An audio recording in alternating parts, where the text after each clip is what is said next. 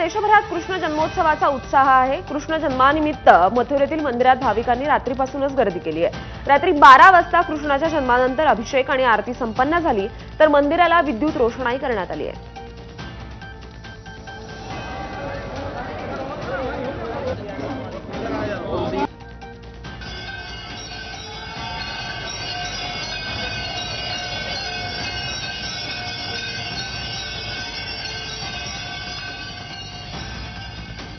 जुहूच्या ISKCON मंदिरात देखील श्रीकृष्ण जन्माष्टमी साजरी होतीये। जन्माष्टमीनिमित्त मंदिराला विविध रंगी फुलं आणि विद्युत रोषणाई करण्यात आली आहे। हरे राम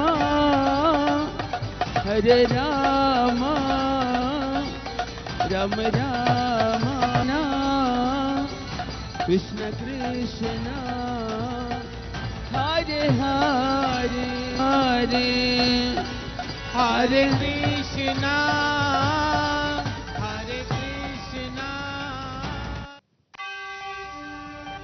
मुंबईतल्या गिरगावमधील इस्कॉन मंदिरात जन्माष्टमीचा उत्साह दिसून येतोय। रात्री 12 वाजता कृष्ण जन्म झाल्यावर अभिषेक आणि महाआरती करण्यात आली। यानंतर रासलीला आणि दहीहंडी सारख्या पारंपरिक कार्यक्रमांचं आयोजन करण्यात आलं।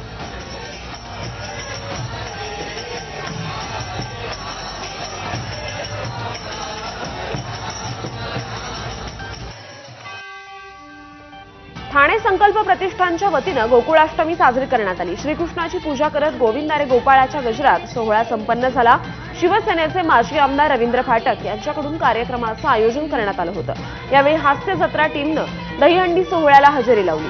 मराठी कलाकार चेतना भट यांना कलाकार हंडी फोडण्याचा मान मिळाला।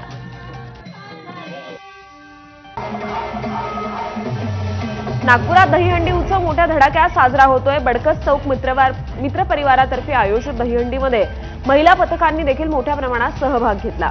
जय भोले भंडारा महिला दहीहंडी पथकानं महिलांची दहीहंडी फोडली। त्यांनी 4 थर लावले होते। ठाण्यात ठाकरे सेनेचे माजी खासदार राजन विचारे यांनी दिव्यांग आणि कॅन्सर पीडित मुलांसाठी दहीहंडीचं आयोजन केलं होतं। जांभळी नाका चिंतामणी चौक परिसरात दहीहंडी उत्सव साजरा करण्यात आला। दहीहंडी उत्सवादरम्यान आज राज्यात अनेक भागात पावसाचा अंदाज वर्तवण्यात आलाय। मुंबई, ठाणे, पालघरला ऑरेंज अलर्ट देण्यात आलाय।